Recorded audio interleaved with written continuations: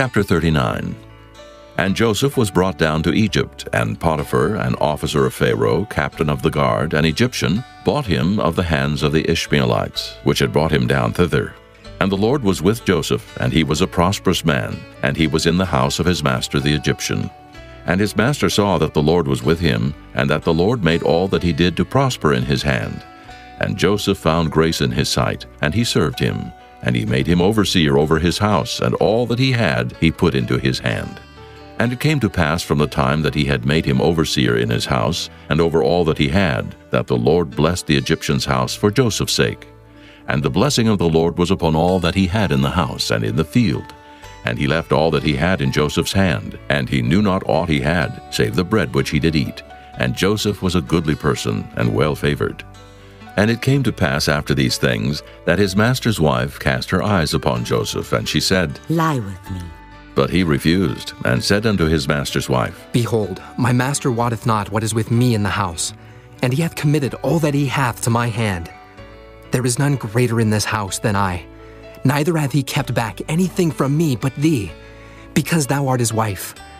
How then can I do this great wickedness and sin against God? And it came to pass, as she spake to Joseph day by day, that he hearkened not unto her to lie by her, or to be with her.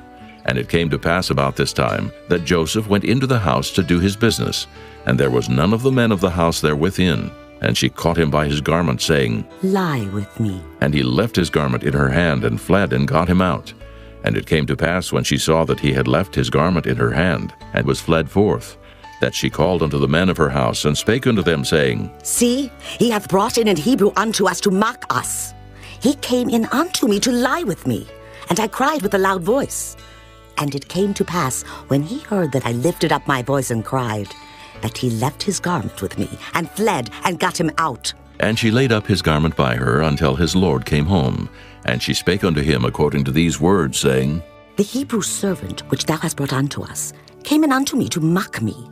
And it came to pass, as I lifted up my voice and cried, that he left his garment with me and fled out. And it came to pass, when his master heard the words of his wife, which she spake unto him, saying, After this manner did thy servant to me, that his wrath was kindled. And Joseph's master took him, and put him into the prison, a place where the king's prisoners were bound, and he was there in the prison. But the Lord was with Joseph, and showed him mercy, and gave him favor in the sight of the keeper of the prison.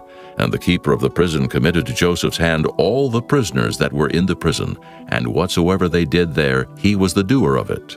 The keeper of the prison looked not to anything that was under his hand, because the Lord was with him, and that which he did, the Lord made it to prosper.